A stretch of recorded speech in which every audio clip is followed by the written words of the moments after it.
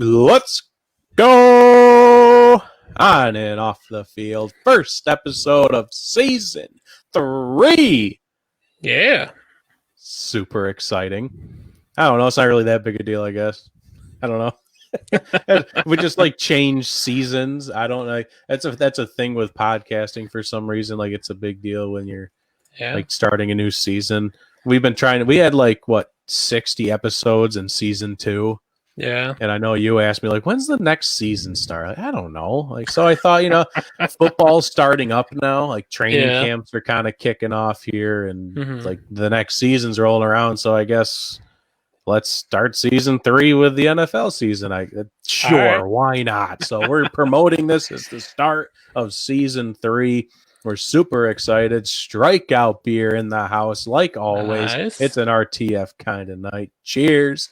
You guys are bringing the energy, always bringing that energy 24/7. Well, actually only 2 and 2, not 24/7. 2 days a week for 1 hour. Yeah, so Strikeout beer. See, they don't worry about seasons. Every season is beer season. It's true. I don't know. I just felt like it was kind of a big, I always see people doing that. So I thought we might as well start season 3. Why not? So, if you haven't already, I've seen a couple people do it already just based off the notifications on my phone. Share the stream. Just share it. It's so easy. You click a button. So easy. You can subscribe to it. You can follow it. You can like it. And derp can tell you where to do all of that stuff. Absolutely. Well, make sure to follow On and Off the Field on Instagram, Facebook, and Twitter. And subscribe to our YouTube channel, which we are currently live on, for uncut episodes, our live shows, and other great content. Make sure to rate and review the show on iTunes so we know how we are doing and what you like or dislike about the show, because it's all about you, the fans, the listeners. Let us know. And you can find all these links on onandoffthefield.com, along with our fundraising efforts, and to learn more about myself, Dylan, and the show. And while you're on your mobile device or the interwebs on your home computer, head on over to rtfsportsnetwork.com, where you can catch On and Off the Field on Monday, Wednesday, and Friday from 11 a.m. to 12 p.m. Eastern Standard Time. And last but not least, once you're on the RTF Sports Network website, head on over to all the blogs that we have. Our great writers have written. There's some great content on there, so get reading. And just so you know, the Celtics are down 24-18 to the Heat right now. I don't want to hear that, Dylan. That's not good. That's just a little piece just for you, just so you can enjoy that. Maybe I need to go get my Celtics shirt. I should have wore that tonight. Oh, it's too late now. Is that green or gray? It's is it a gray This shirt? color I'm wearing right now? Yeah. It's like a bluish gray. Oh, okay. It's hard to tell. Kind of looked green at first, but I guess not. Yeah. The charities we're currently working on is Feeding America and the Boys and Girls Club of America. Our fantasy football league, which we're steadily sitting at 9 people, 9 groups, I guess, because we have a couple of podcasts that are all chipping in there. $20 buy-in or whatever you want, $20 minimum. That all goes towards charity if you want to jump in on that. That's really it. We don't have a draft date yet. It'll probably be end of August, maybe push the beginning of September. We'll figure it out. We're not sure yet. We're not planners. We just kind of go with the flow. Very, very unprofessional. That's how we roll. Oh. All right. So I believe that is all we have to do for warming up. I think I hit on everything. So we're going to get the show officially started, and we're going to be starting the show a little bit different because, as you all know, we are in the middle of the MAPS Media Next Best Podcast competition, which we won last week. Yeah. We won the voting. We were the fan favorite. Oh, yeah. The whole 100 yards. What's that saying? The whole 9 yards? Is that what people say? Yeah. What's that old saying? Why would you say 9 yards? The whole 9 yards. What does that even mean? Not a clue. The whole 10 yards? 10 yards would be a first down at least. That would make sense. I don't know. I don't know why I just said that. That just came to my head. Who knows? I don't know why you said that. Okay. the whole 9 yards. So we're gonna try and do a sweep here in week 2 as well. So this segment coming up is brought to you by the Maps Media Next Best Podcast Competition. This is an elimination competition that will crown the audience's favorite podcast. So make sure you're following us on our social media platforms so you can vote. We'll always post the link whenever the link is made available to me, and we'll vote. This is a very official one. You can only vote once for the whole week. It's not like you can go back and like vote a billion times.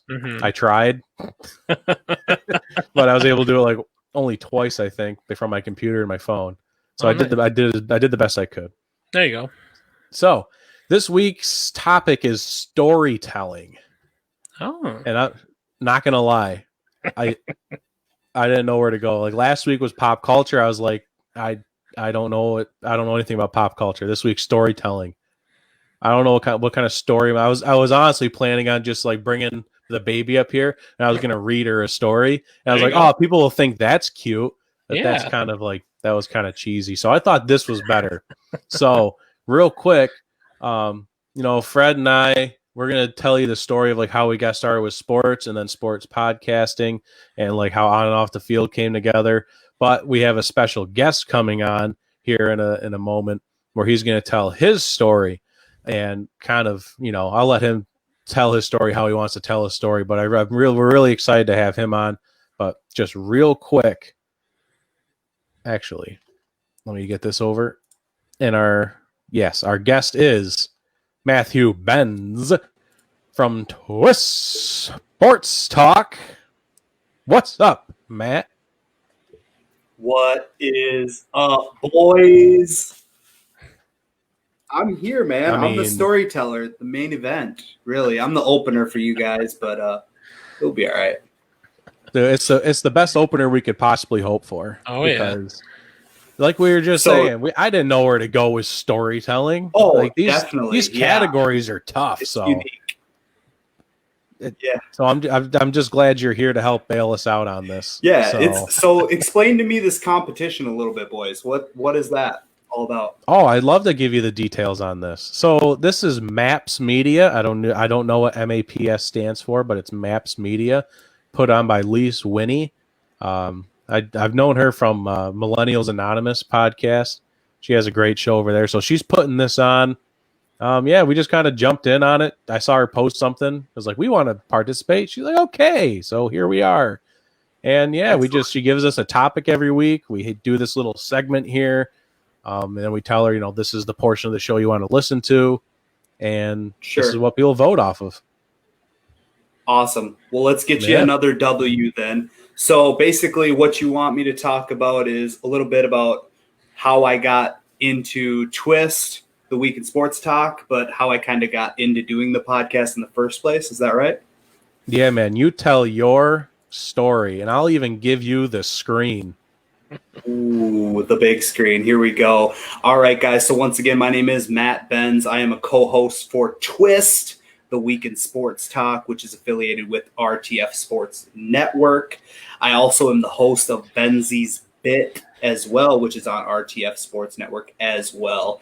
So a little bit about myself. I am from about 20 minutes south of Minneapolis, repping the Twins here today. I grew up in what's called Shakopee, Minnesota. Beautiful town. I participated in 3 sports growing up: football, hockey, and baseball. And, that's kind of where I got into sports. In Minnesota, it's a heartbreaking community of sports fans. Whether it's, I got lucky. I was born in 90, so I was born right when the Twins were kind of good, and then it tailed off from there. Vikings, heartbreak after heartbreak after heartbreak. But growing up and seeing how sports can bring a family together, bring a community together, and things like that. Also, me just participating in it. All my friends were in sports. So it was always that constant. And through my story, you'll kind of learn that through all my hardships, and there's many of them in my life, sports was always there. Sports was always that security blanket that I had. So I graduated high school in 2009, and that's kind of where my story, I like to begin it. I actually started as an opiate addict in about 2006. All right. So I started experimenting with drugs and things like that. And I eventually became addicted to opiates. And from there, it went on from Oxycontin to heroin. And I was in and out of rehab. I've been to 22 inpatient treatments. I have been to treatment centers all over the United States, from Florida, California, Wisconsin, Minnesota, North Dakota, and South Dakota. I have been homeless in California, Florida, Minnesota, not Wisconsin, North Dakota, though, for sure. And, you know, just the ongoing struggle of being an addict in today's society is just how it goes. I was very hopeless at many times, in and out of jail. I went to prison for 18 months for credit card fraud. You know, just crazy things that happened throughout my life where I never thought that I would have the life today. And actually, August 9th is my sobriety date. And this August 9th, I will be coming up on 4 years sober. So in that 4 years, in that time frame, I actually obviously went to rehab, went to sober housing, got my current fiance back in my life after burning that bridge. We actually got back together, obviously, and now we're engaged. We're getting married in September. You know, and that's through this recovery process. I actually met Green Bay Greg Bauman, and I met Mike Reeves. And Mike Reeves is actually my best man, and Green Bay Greg is a groomsman. So basically, how Twist, the Week in Sports Talk, came about was we would be sitting around either before recovery meetings or just around a group of people, and we'd be bullshitting, right? We'd be talking about sports. We'd be talking about Greg's horrible allegiances to the Green Bay Packers and how sorry of a fan we are because we rock for the Vikings. And all of these people would congregate around us, and they'd be laughing, and they'd be interested in what we have to say about sports. You know, that Midwest take on current events in sports, whether it's golf, which I know really nothing about, but I still act like I do because my opinions are facts. But it just rang true. And these guys were all like, oh, you guys should do a show. Oh, you should do, you know, a radio recording. And, you know, then we got on the case of podcasts. Mike Reeves has actually done podcasts in the past. It's something that we all thought about, and we just hit the ground running, man. We invested in a microphone for all three of us.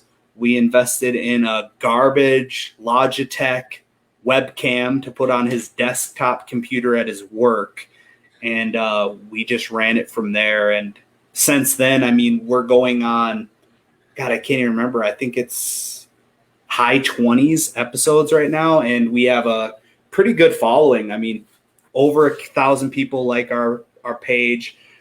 We get on average about anywhere from 2,000 to 4,000 views a show, and it's a hobby for us, but it's a hobby that keeps us busy and keeps us grateful, you know, because there's so many things in life going on in the world right now that people tend to really sway and focus on the problems, where we get the privilege of focusing on the solutions. And my best friends are my co-hosts, and they're also my groomsmen. So that's just a little bit about me and my stories. And you guys got any questions on that? I mean, wow. It's an amazing story. I mean, yeah, Fred, I'll let you go first, man, if you got any questions or just comments. I mean, I just think it's just great about the upward progress you've made. I mean, congratulations on coming up on, you say, 4 years, August 9th. So, I mean, that's great to hear. And I know some people that it can be an issue. It's an issue, and it's great to always have the right support staff, the right support team with you, and I mean, it's just great that the three of you guys can do Twist and just have fun doing it, and it's a hobby, and it just, like you said, it lets you guys stay busy, and I think it's great. Yeah, it is awesome. I like I said, I mean, I was actually in county jail with Mike Reeves probably back in like 2010, and we didn't even really know each other. All I knew is I call him Struts, and I called him Struts because he'd go to the showers and because he worked in the kitchen, and he would walk back on the top row of this jail with only his towel on, and he'd strut back to his cell, and we'd hoot and holler at him. And soon enough, like literally about 2.5 years ago, he walks up to me at a meeting, and I just go, "Dude, I know you." And he's like, "Yeah, sure enough, we hit it off from there, man." So, yeah, they're my brothers. It's crazy. And it's crazy a bond. You know, you might think that you have your friends before you start a podcast, but once you share those hours together, you know, creating something bigger than ourselves, that's when you really build a bond. And I can see it in your guys' show. I can just see it because it might not be much to most people, but just to take an hour here and there, that's dedication, man. That's being productive. So it's crucial. Yeah, and the time typing up notes and coming up with topics, and it's more than just the hour that comes across the screen for people. That's for sure. And and it's just 4 years is amazing, and congrats on getting married next month. That's super exciting. Definitely. So, before we move on to our next topic here, I mean, what if you had to pick, or at least just one moral of the story? If you had to highlight something that you would like people to walk away with, what would it be? Oh, I think the big moral of the story is just to realize that, you know, if everyone that I've ever met in my life and everybody that I know has been affected in some way, shape, or form by drug addiction or alcoholism, I mean, they come hand in hand, and to just realize that, you know, regardless of how much that person is down in the dumps and how many times they've failed, you know, in life, it's about getting up 6 times after falling 5, you know, and just realizing that, you know, there's always hope out there for any of us. You know, I was one of the most hopeless guys I could imagine. You know, people would tell me all the time, there's no way Benz will ever change. And you can change, man. You just got to build a life, and there's a life out there for anybody. So I appreciate it, guys. Thank you. Oh, that's outstanding, man. Yeah, appreciate it, and we really appreciate you taking the time out of your day to do this. So we'll give some time back to you if you want to. Just one more little. Let's throw in the. Tell us about Twist. I don't know what the word I'm looking for is. I lost it. There you go. I'll throw a little bit in there for Twist. So once again, it is Twist, the Week in Sports Talk. That's what it means. You can go to our .com, which is twistsportstalk.com. Make sure to check us out on Twitter. Check me out on Twitter at TwistBenz. I'll give you fantasy football updates, things like that. Just get with it. Like us on Facebook. I mean, it's just where it's at, just like this show. You know, we put in the work, and we have a lot of fun doing it. So thanks again, boys. Outstanding, man. Well, thank you again. Thank you. And we'll be talking again soon. Sounds good. All righty. And that wraps up our next best podcast competition portion of this episode, which that was awesome.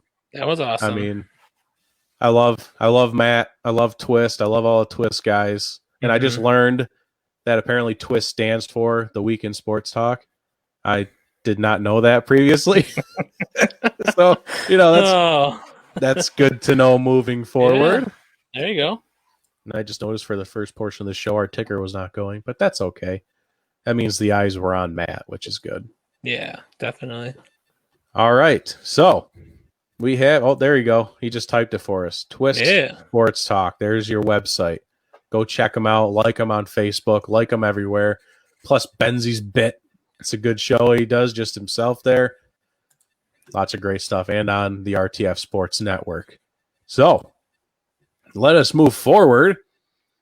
And we were supposed to do our transition for this week, but man, babies ruin a lot of things. But they're cute, but they ruin things. So you're gonna have to stick with whatever we got with the other sport. We have a good idea for a transition. We just have to go do it. Yeah, it just takes so much time to do things. God, why can't there be more hours in the day? So since we we're about 20 minutes technically into the show. Mm-hmm. We're going to run. The other sports is basically just, sports are back. Yeah. A lot of it's being affected by the coronavirus, COVID-19, whatever we want to call it these days. But sports are still happening around it. And first and foremost is, we'll stick with America for now, is the NBA.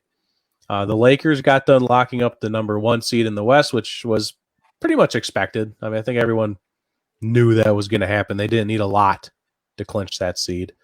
But, I mean, the first real question here, I'm confused. How much NBA basketball have you been watching? Not every game, but I watch occasionally here and there. If it's on, I'm probably turning it on and sitting down and watching it a little bit just to see sports for the most part. I mean, I try to catch the Celtics games when they're on, but for the most part, I'm like, it's just sports, and I'm like, all right, this is good. And I've turned it on, and I've actually enjoyed the Orlando scene. I think it looks cool. Oh yeah, definitely. I like what they did to make it at least visually appealing. But my big question starts with the Pelicans. So starting last night, I don't know where they are right now, but last night they were 2.5 games behind the number 9 seed.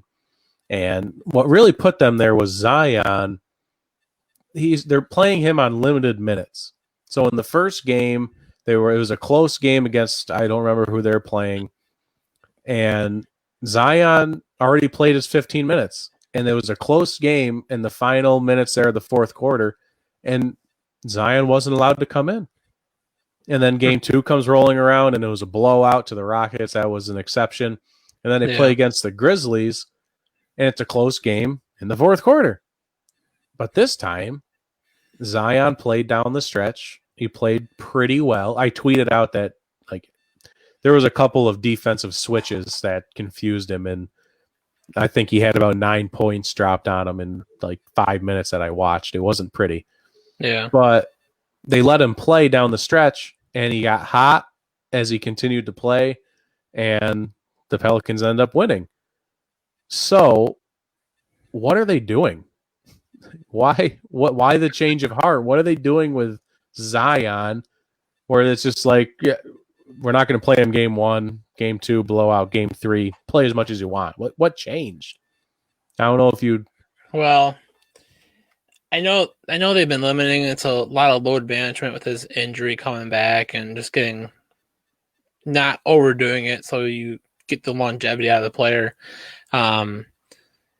But maybe he's playing a lot better. There's probably communication between the training staff and the coaches, and hey, Zion can play a little bit more next game, and then it comes close, and he's getting close to his max load minutes, and they're just gonna let him play. He feels fine. There's got to be that communication there, I'm assuming.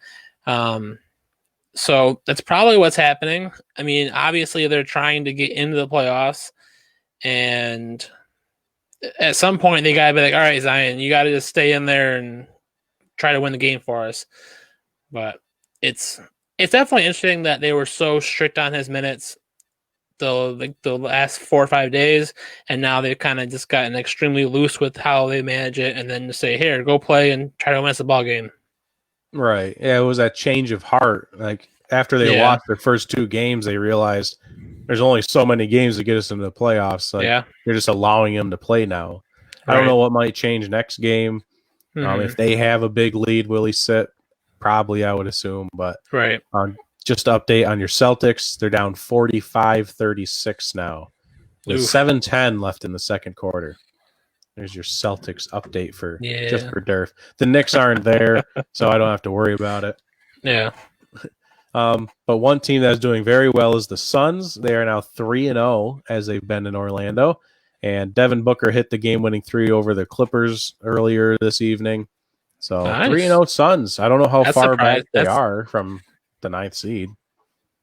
Yeah, I feel like they're like the furthest out. I felt like they probably are, but just the fact that they're on a hot streak right now is the craziness that this restart is bringing, and I love it. Yeah, that's the part that I think you put in here is so many of these games. How many overtime games have we had? There was another overtime game earlier today. There's been at least 4 or 5 overtime games, if not more, and these are close, high-scoring games. I mean, Devin Booker hit a game-winning 3. Yeah. They're all close. Anything can happen. I mean, these are very exciting games. Oh, yeah, definitely. And they're all triple-digit scoring for each team, too. It's not like in the middle of the season where you get like these 92, 85 games or 99, 95. Like, there's so much more offense in these games now. I mean, it seems like they're playing defense, but it just feels like because there's no fans there, the athletes are able to focus a lot more, and maybe they're not playing as strong of a defense because they don't want to touch each other, like get super physical with people. Yeah, but don't sweat on me. Get out of here. But try and drive to the basket. Yeah, go for it. It has seemed like that a little bit from what I watched. Like it seemed like they're not a lot of the formations they run or the techniques that they run in like basketball, like it seems like they're much more spaced out. And I don't know if it's just because I'm noticing it now or if it's because they're in the bubble and because of COVID. But it's so much offense, and I think it's great. I mean, I would like a little bit more defense, but I like it. Yeah, I've noticed a lack of defense. I don't know if that's because of COVID stuff or maybe they just haven't been able to practice, and these defenses are just maybe they're just a little lackluster these days. Because, like I said, my tweet was directly towards Zion, and I watched him for about maybe 5 minutes in last night's game, and all the Grizzlies did was they ran a small pick at the top of the key, and they switched defenders, and Zion, he would try and switch. They passed the ball back, and Zion's left out like in between 2 people. And the guys dropped 9 points over him in like the span of 2 minutes. It was embarrassing. It looked embarrassing for Zion. So, but they came out with the win regardless. And the Celtics are 1-1. They're down right now to the Heat. But yeah, that's the NBA. Major League Baseball. The Orioles, they get to play baseball. That's exciting for them. I mean, no one cares because it's the Orioles, but they're finally allowed to play baseball, so that's exciting for them. Yay! They were relevant though a couple of years ago, weren't they? Oh, like a couple of years ago, yeah, like a long couple of years ago. But now they're back to the same old Orioles. Yeah, they're like they're worse than the Mariners. They're like they've only played a couple of games, and I looked at the MLB Power Rankings, and they had them at 30, strictly just because. Like I think their record isn't too bad, but they've only played a couple of games, and yeah, that team is sad. Very sad. Oh boy. Yeah, so they're going to get to play, but there's a couple other teams. Yadier Molina of the Cardinals, he tested positive, so that's another team that's going to get shut down here for a little while. It's just these teams over here, everywhere. Like the Phillies had some problems. Now the Cardinals, obviously the Marlins. Like, what's the next team going to be? This can apparently happen to any team. And what happens when it's a big team? Like, what happens when the Dodgers get struck with 15 cases? What happens when the Yankees get struck with 15 cases? That's when that's going to open up some eyeballs. You would think. Yeah, you would think. Yeah. And speaking of the Yankees, Derek Jeter, and this is the part I think we touched on it a little bit last week. About there's a report that the Marlins maybe went out into the public when they weren't supposed to. And Derek Jeter said the Marlins got sick due to the fact there was a false sense of security. And if that statement is not the definition of how America as a whole has handled this pandemic, I have nothing else for you. They had a false sense of security. They didn't believe in the virus. They thought they were fine. They went out. Apparently, if you read between the lines here, they went out. This is something they went out as a team, and they all got sick, and they brought the virus back. This is where we're at as a country, and this is right. The Marlins are America, and it's hard. It's sad to see. Sad to say. Sad to see. Anything else on baseball? I mean, the Mariners, I think, are like 4-7 after the A's like dropped 11 runs on them last night. Yeah, I mean, I think the Dodgers are 7-4. I think I saw, so they're just flip flop with the Mariners. But they've, I think they played tonight against the Padres. But other than that, seems like the Dodgers are working on taking the NL West at least. So yeah, it's gonna be Yankees Dodgers. That'd be awesome.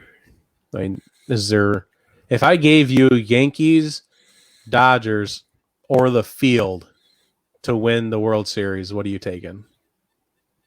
Yankees, Dodgers. Yeah. So is like 99% of America, I'd like to think. I really, like people said at the beginning of the season before we got going, like the Tampa Bay Rays were the team that were going to be the threat to the Yankees. Dude, I don't even think they're above 500 right now. They are just as bad as the Mariners, I think. So yeah, that people ate. That was a cold take. I knew it was a cold take. Those ESPN people were saying the Rays were the team to watch. Yeah, get out of here with that. The NHL, the one team that has not had a single positive COVID test. Let's go, because they bubbled correctly, and their players are responsible. They're just rolling. And it feels like there's zero concern that there's going to be a shutdown with the NHL. The Penguins tied their series against the Canadiens 1-1. It's my last season with the Penguins because I'm switching over to the Kraken after this season. So we're going to make it count. Yeah. And I thought the real fun one was I checked. It was Strikeout Beer. If they're still watching, hi Strikeout Beer. They were watching the Dallas Stars because they're located in Texas, I believe. And they're watching the Dallas Stars, so I looked at it, and they're up 3-1 on the Golden Knights. I think that's what they're called, right? The Vegas Golden Knights. Yep. And okay, so they're up 3-1. Cool, good for them. I go back and check like 10 minutes later, they were down 4-3, and then they ended up losing 5-3. Jeez. All I could think about was the guys of Strikeout Beer, and I'm just sitting there like, oh. The sports, that's a good. Man. But speaking of that game, it was the first group of players to kneel during the national anthem, which I had to go back. I had to go back and comment on a couple people's posts, just kind of laughing because no player has kneeled in the NHL up to this point. So there's a bunch of those kinds of people. Just posting all those pictures of the players standing there like NHL is the only real American sport, although it's a Canadian sport. This is the only real sport. Oh, you baseball and NFL sissies taking your knee. Yeah. I had to go back and ask them if they were still watching now or not. Any thoughts on the NHL from your perspective? I like the way they have the arena set up. I think it's like similar to the NBA, but it's not as fancy, but it's still pretty cool. Did you see the picture that the Rogers Place in Toronto put up? I think in Toronto.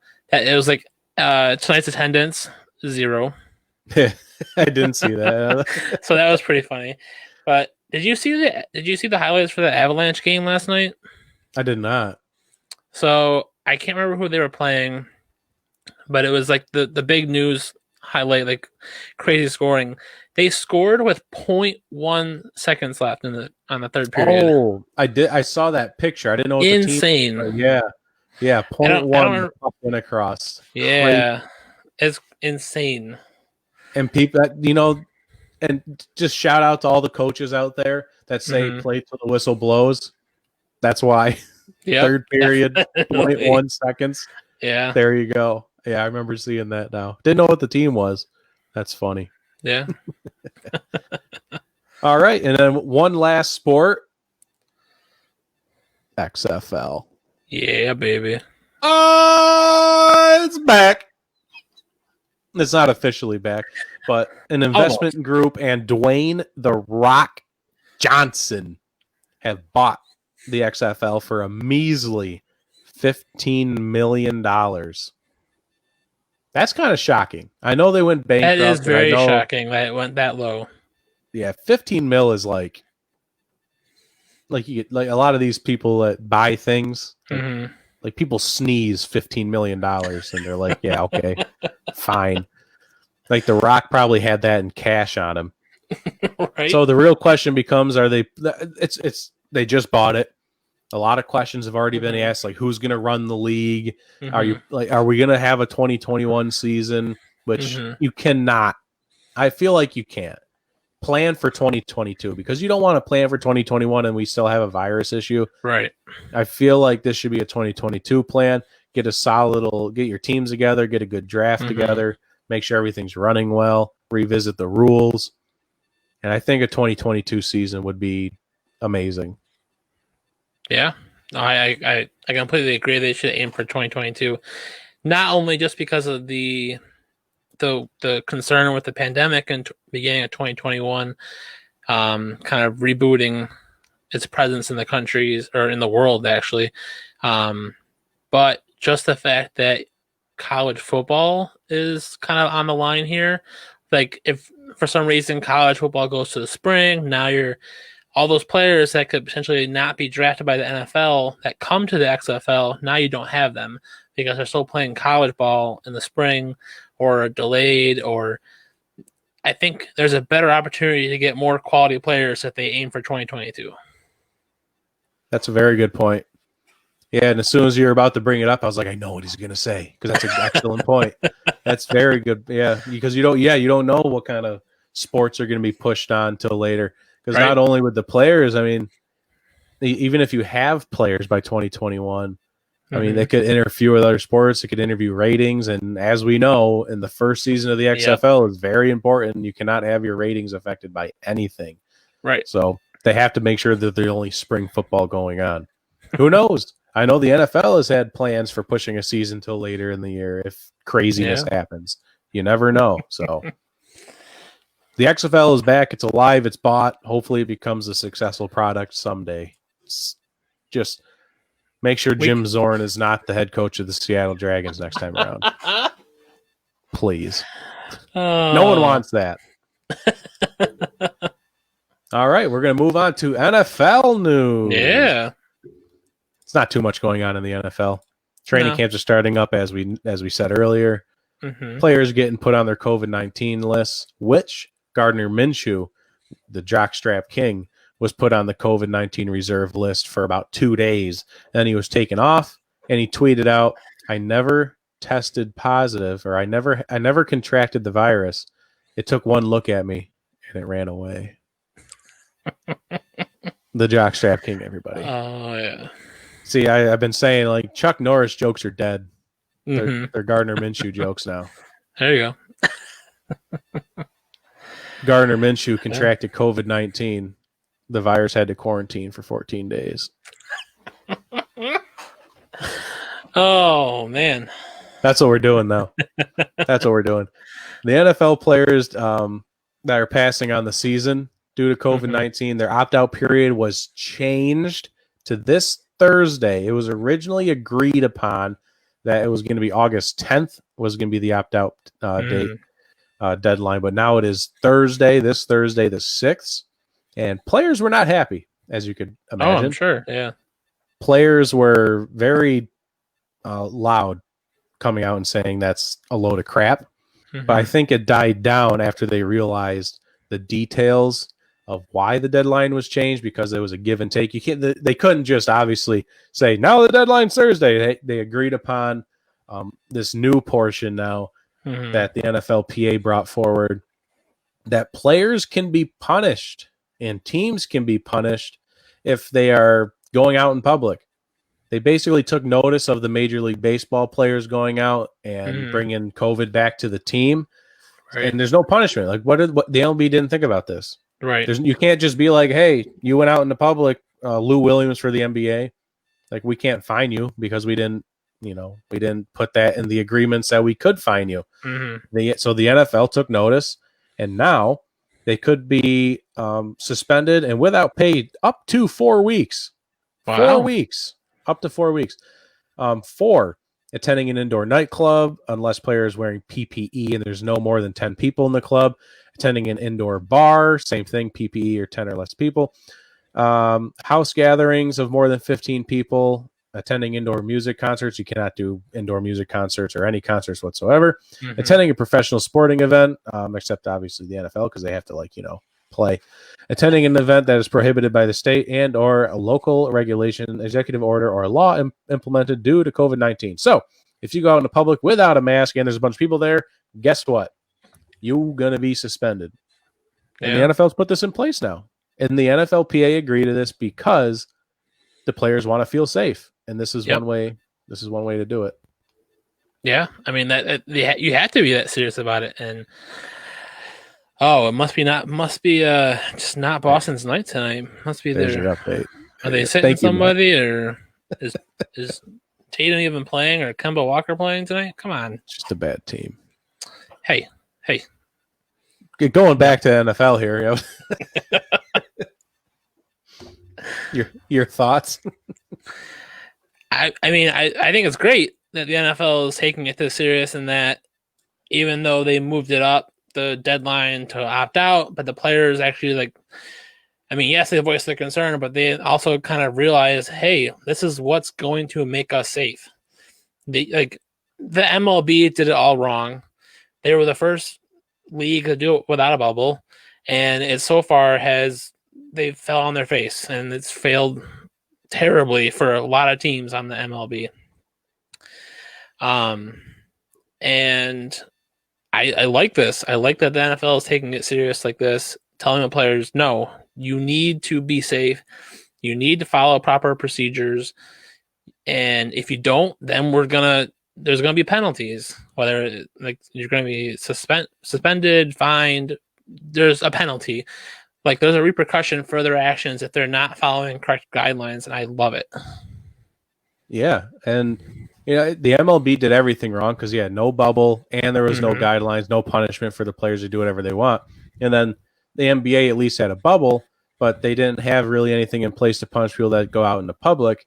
So the NFL is taking notice of all this. They can't do a bubble. We've all accepted that a bubble is probably not possible. So we have to make the players accountable. And the Celtics are playing all their starters, just so you know. They just a bad night. It happens. They're just tired. They're tired. It's okay. It's okay. It's been rough. They're just hanging out in Orlando. I think they're still third in the East, so I mean they just got to get to the end of this quote unquote regular season. So they're fine. They're not playing that hard. They're just waiting for the playoffs. Yeah, when the Bucks come back to the playoffs, they'll try harder. So, Doug Peterson, the first head coach to test positive, he will still be coaching virtually. But he's the first head coach to get to have to be sent home because of the virus. It's a milestone. It is, you at least gotta take notice of it, saying, hey, this can affect anyone. If this happened in the middle of the season, your head coach is out. Who's your backup coach? I mean, obviously every team has a backup coach, but that's something that's got to be in place for that happens in the middle of a season. And we already mentioned Minshew, but Matthew Stafford has also been placed on the COVID reserve list. He's still on the list. So actually, I don't know if he can't. Oh, he's not? They took him off? It was this afternoon they announced they took him off. The team released a statement saying that it was a false positive. A false positive. So it came back positive, and obviously any kind of positive testing, they're going to put him on the list. But then they would test him again, and then it must have been negative for 2 or 3 days in a row, and so now he's back off the list. All right. So they're off the list at least. They're healthy. Yeah. That's good to know. But, it's just it could happen to any team, middle of the season. It's stuff you just got to look out for. So I thought those were some fun facts. My other fun fact here is OBJ, Odell Beckham Jr. He just always has to have something to say. He did a lot of complaining where the only reason we're having a season is so the billionaires can make their money. He said they think they own us still. they think we're like a piece of property to them. Like we'll just do whatever they want for them so they can make their money. But if you're really this offended, then don't play. Opt out. Right. But guess what? He's not opting out. He's playing. Shut up. Yep. Like he has the option until Thursday, and if he doesn't opt out, then you just gotta shut up and put up. Like this is if you wanted to make a stand right now as a star player and opt out of the season because it's unsafe or whatever your reasoning is, then opt out. But if you're not going to opt out, you don't have a leg to stand on. Just this is a pointless statement and you're making yourself look like an idiot. But he already does that on a daily basis. It doesn't take much to convince people that Odell Beckham Jr. is an idiot. Yeah. If he didn't make that catch like 6 years ago, he would be a nobody still. Yeah. If he did not make that catch, is Odell Beckham Jr. a star? No. Probably not. Because what have his numbers been since then? I think he has not eclipsed 1,000 yards, and he has not had an 1,000-yard season since that catch. Not even just that catch. It was on prime time. Right. So that's going to carry him an extra year or two, and just in relativity in the league. So, but yeah, if no catch, then I mean, I'm pretty convinced no one really cares who he is if he doesn't catch that. So yeah, and people pay for it in fantasy football. Don't draft him. Yeah, tell you what. So just for our Bills and Seahawks, real quick. The Seahawks are just monitoring the Antonio Brown and Josh Gordon stuff. Antonio Brown was suspended for the first 8 games of the season, although he's retired. I don't pick. Just leave him alone. If anyone from the Seahawks organization is listening, just stop. Just don't. But Josh Gordon, we're waiting for his reinstatement so we can pick up Josh Gordon. I'm fine with that. What about the Bills? Yeah. So Sunday, the Jets released their longtime starting guard, Brian Winters, and which was very surprising because he started a ton of games for them for the last few years. And on Monday, the Bills signed him just like that. And I knew it was coming because they had just found out, I think Saturday, that John Feliciano, who was the starting right guard for the Bills last year, he had a torn pectoral muscle and was having surgery, which is going to sideline him for a while. So it was a great kind of leave one team. Bills picked him up, plugged him in. He's going to be the starter for him on that guard spot. So great move for them. Yeah, I mean Feliciano is a quality starting offensive lineman, so that's a big loss. But replacing him with a guy basically being handed Brian Winters, right? I mean that's not bad. That's pretty good. And if I'm not mistaken, the Bills also released Spencer Long to free up $2.5 million in cap space. I think. Yep. Yeah. So, I hate that I know that about your team, but just living in the area, it just comes with the territory. But yeah, it was only a matter of time before he got kicked out. Right. Yeah. But that's fine. That's really it, though. That's all of our NFL news. And we're going to be moving into our main segment here for the finale of our first episode of season 3 of On and Out the Field. We're wrapping up our position breakdown for fantasy football. And we kind of bundled in kickers and defenses because you can talk about defenses for a whole episode or for a whole segment. Right. But you can't for kickers. You just can't. It's tough. So we're actually going to start with kickers just to get it out of the way. All right. I mean, I'll run through my top 10 real quick if you want. From what I can tell, they're pretty similar. Yeah, I think they're similar. A couple maybe switched around, but yeah, I see who you have at number 9, and I don't like that at all. But I guess we'll get there. We'll get there when we get there. I have Justin Tucker number 1. I feel like that's a guarantee. He's obviously the best kicker in the league. It was when he missed one extra point, the world lost their mind because he missed an extra point. That just tells you how good of a kicker he is. Right. Harrison Butker for the Kansas City Chiefs. He's pretty accurate. He's a good kicker, but just scoring opportunities alone produce a lot of points for him with the Chiefs. Will Lutz, New Orleans, same kind of thing, high-powered offense. He's a very accurate kicker, but high-powered offense, a lot of scoring opportunities. Matt Gay from Tampa Bay, I have him a little bit higher than some others on most people's boards just because of, again, potential of a high-powered offense, more scoring opportunities for Matt Gay. Greg Zuerlein with Dallas, he kind of lost his edge with the Rams a little bit, but I feel like he can get a revitalization here. He's going to be playing in a dome in Dallas. So better conditions. Again, high-powered offense, more scoring opportunities. Robbie Gould of the San Francisco 49ers. He's one of those guys that's just a guarantee kicker, kind of like Justin Tucker, but he's not as high because he has lost a little bit of his step. He's getting up there in age. Right. But he's still one of those guys you always look to draft. The leg. I think he's probably... Are we referring to Matt Prater, maybe? No, referring to... Should it be Greg? Greg the Leg. Greg the Leg? Yeah. Oh, Greg's... Oh, is that his nickname? Yeah. Oh, I didn't know that. I don't know. I don't care about kickers, Fred. I don't care. This is why we're doing this, real. Kickers matter too, Dylan. Kickers matter too. No, they don't. God, maybe I just don't like kickers because of Seattle's kickers. You know, Jason Myers. We had Seabass. The dude broke his entire body when he whiffed on a tackle because it was a kick return. He was the last line of defense, and he just threw his body at the return man, and he hurt himself. No, Seabass used to be good. He's a fat piece of garbage now. We had him in his way past prime. Robbie Gould, Matt Prater for Detroit, another guy that's kind of just he's just one of those guys. He's just always been good. Jake Elliott with Philadelphia, younger kid. I feel like he can be the next guy, like the next up and coming kicker. He's been pretty accurate. I feel like the offense doesn't put him in good enough position to with decent field goals. But I feel like Jake Elliott can really be a guy to help your team there. Kyami Fairbairn of the Houston Texans. He's a very accurate, another young up-and-comer. I think he came from Japan or Korea, one of those two.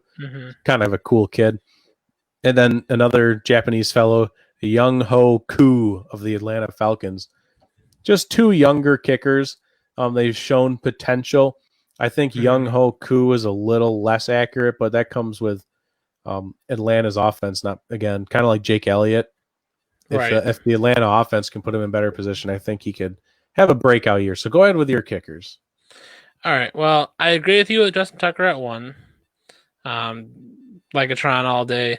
2 is where we start to differ. I have Will Lutz at 2. I'm fine with that. I've seen Lutz. I've had Lutz and I've had Butker on my fantasy team, and I've had better point performances out of Lutz than I have at Butker in years past. I mean, Butker was good, but I feel like he's dropped off a little bit as compared to what he used to put up. So taking a Butker, I have him at 3. He's still a quality kicker, still on a high-powered offense with the Chiefs. We know he's going to be kicking a bunch of extra points this year. Probably not a ton of field goals. So if you're looking for a consistent kicker for extra points, he's probably your guy. I went with Matt Prater at 4 for Detroit. Looking at his stats, he's just been a consistent guy in the top 5. And so that's where I kind of went with that. Just looking at his stats from last year and seeing the consistency he's had, and then seeing where he's ranking this year on a bunch of different fantasy boards to try to figure out what's this guy going to do. And I'm going with him at number 4. So I agree with you at 5 with Greg Zuerlein. Like you said, he dropped off with the Rams a little bit. I think Dallas is a revitalization for him, similar to like when Dan Bailey was there, or not Dan Bailey, Dan Carpenter. Yeah, and Dan Bailey. Now he's with Minnesota, I think, actually. Right, so he went to another dome team, which helps him a lot. So Greg at 5. I went with I agree with you at 6 with Robbie Gould. He's an older kicker, but he's been one of those kickers that you've just been able to rely on for the most part. So I have him at 6. I have Matt Gay at 7 as compared to you at 4. I think there's a ton of hype for him in Tampa Bay. I'm not confident in this Tampa Bay offense. I know it's going to be okay. I know Tom Brady is going to make them relevant. I just don't know how good the kicker is going to be. So I have him at 7. I think I looked at his numbers. He still has consistent numbers. A little wish-washy in a couple of games, but consistent. 8, I have Chris Boswell. A little interesting pick for the Steelers, but his numbers are good. I mean, I was looking at stats and I'm like, well, that's a top 10 kicker to me. So I'm going to go with it. I want to say I've used him a couple times in a streaming week. Had pretty good luck with him. I've used him in the past. He's a good dude. Yeah. I just don't trust the Steelers offense to do anything this year. But that's just my own personal opinion. So number 9, which I think you were talking about earlier, I have Zane Gonzalez for the Cardinals. I think it's similar to a Matt Gay situation. His numbers are pretty decent. I think distances might be a little bit of a weak spot for him, but a high-powered Cardinals offense now. Kyler Murray, second year. D. Hopkins is there. Kenyon Drake is running the ball for him. I don't see the long-distance field goals being as much of a necessity now that they have a better offense. So that's why I went him at 9 with the numbers. And then 10, I have Jake Elliott, young kicker. He did a lot of really good things last year with the Eagles, and I'm going to see he's going to continue that. Alrighty. So the only one I don't really like there is Zane Gonzalez, but that's just I don't really like Zane. But that's a good point with the Cardinals offense being revitalized there. I will listen to that argument. That's all right. I like that. So moving on to defenses. From what I can tell, some of it is similar, but let's get into it here. Both of our number ones is actually the Steelers, which the Steelers defense is spooky. Minka Fitzpatrick came over there and just changed everything in that secondary. So young too. That's the big thing. Very young. Yeah, Minka is going into his 4th year, I think. Yeah. And then Bud Dupree, great young linebacker, just signed his franchise tag. The whole defense is just spooky. So, I mean, that'd be the first team I'd be looking at. I have the Buffalo Bills at number 2, actually. All right. I have it's like 2A and 2B. Right. I put the Bills where they are strictly because their number 1 corner is better than my number 3 team's number 1 corner, which is the 49ers. I'll take Trey White over Richard Sherman any day. And then across the way, they have Witherspoon, who after his injury, maybe he changes it in the offseason. He comes back and he's a better number 2. But Witherspoon was a terrible corner down the stretch last season. I actually have the Chargers at number 4. Their defense is stacked to the brim. Stacked to the brim this season. I wanted to put them higher, but they haven't played yet. So I have to at least make sure, they kind of do well. But this is a secondary that could rival like the Legion of Boom. As long as they have a pass rush and it stays up to par than what they've already had, the secondary will eat. Oh, definitely. It's a scary secondary. And I am so mad that their young safety got hurt because he's a guy I wanted the Seahawks to draft. And I'm blanking on a name right now. But the safety, Derwin James. Derwin James. Oh my, from Florida State. I wanted the Seahawks to draft him so bad, but the Chargers took him like 2 picks before the Hawks last season or 2 years ago in the draft. Yeah. I have the Ravens at number 5. Okay. It's still a good team. They got Patrick Queen at the linebacker spot, which is what they were kind of lacking in. And Patrick Queen is a beast. So the Ravens were already, I think, a top 5 defense last year. I expect them to continue to be that. Yeah. I have the Saints at number 6.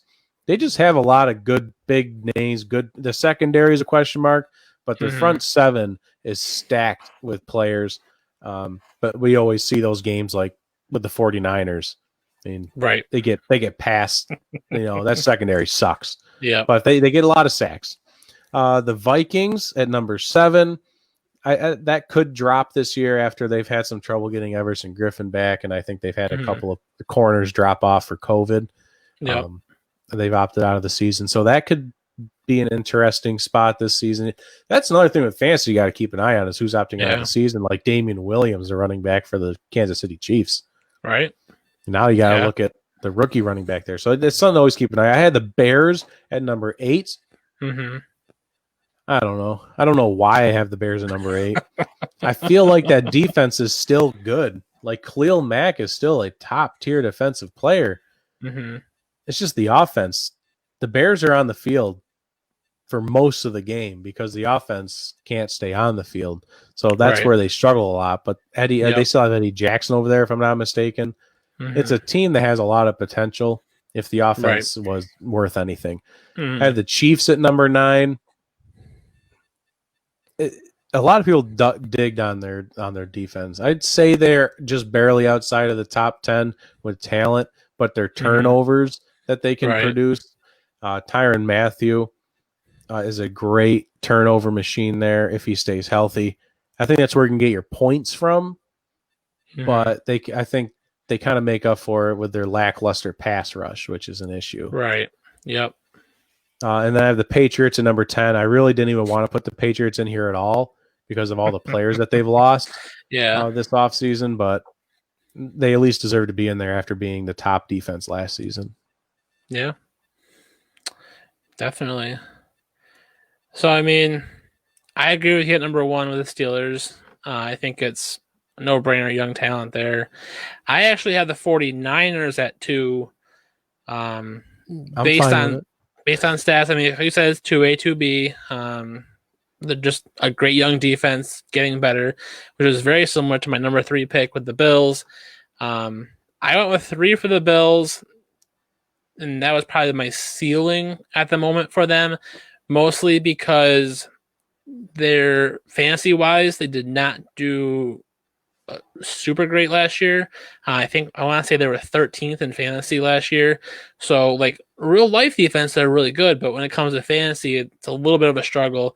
I think they get better this year and make that third ranking this year, at least. So, 4 for the Ravens. It's a young team. They're getting a lot better. They have a good defense. They've been a top 10 defense for I can't tell you how long. It's been insane. So I had them at 4. I went with the Saints at 5. Similar to kind of like what you said, like they get sacks. The secondary's not great, but they've added some weapons this offseason. We'll see how it plays out, but they get sacks and they got pressure on the quarterbacks. 7 with the Vikings. I agree with you here. And it'll be interesting to see what happens with the Vikings defense as the season gets closer and season starts. Especially with some players opting out and players not on the team yet. Number 8, I went with the Chiefs. A little higher than what you had them at 9, but they are an opportunistic defense almost. Like they're a defense that you would pick up. I wouldn't ride them the whole season. I would pick them up if like half my defense got COVID and I needed a defense to pick up. Yeah. But they're still a worthy defense to pick up. I wouldn't use them on a regular basis, but some people will. Number 9, I went with the Patriots, and they could be 10, they could be 25th. They've lost so many players due to COVID. It's really a guessing game as to how they're going to do. And if you think about the Patriots, it's a lot of next man up. Like they just perform, and they're going to have these third stringers come in off the practice squad and just do just as well as a starter because it's the Patriots system. And so I have them at least at 9. We'll see if they fall out of the top 10 this year for fantasy. And then last but not least, I have the Bears at 10. I have seen some rankings where the Bears are at 4. No. And I was like, that's wrong. Bizarre. Like, that's just not right. Like, I get the whole, like, Khalil Mack being there. Roquan Smith is coming back from injury.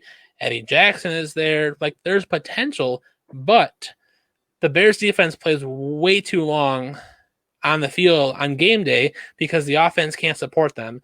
And that's why I just don't think the potential lives up to its hype, and that's why I have them at 10. And I think that's, yeah, exactly. I've seen those same things where the Bears are ranked like really high. For me, I'm shocked they make my top 10, but they have the talent, at least potential to be top 10. That's why they have to be there. But to have them like a guarantee, like you have to draft them, they're top 5. Just because the talent's there doesn't make them a top 5. But that's our fantasy kickers and defenses. No sleepers, booms, or busts for kickers and defenses. They don't deserve it. That's not that exciting. So that will conclude our show. It was a lot of fun. We appreciate Benz coming on from Twist. Definitely. That was a great appearance by him. And also make sure you are following us on social media so you can be aware when that link drops to vote for us coming up in this week. Yeah. Just vote. We don't want to be eliminated this early. We at least got to make it a little longer. We got to be at least a semi-finalist at the very least. We got to show up, represent. So we need our fans to do that. And we don't have a tagline to end with, because we agreed, I think, that we were at least going to come up with a new tagline to finish out for season 3. So we don't have anything. Nothing. Maybe Bye. Go Hawks.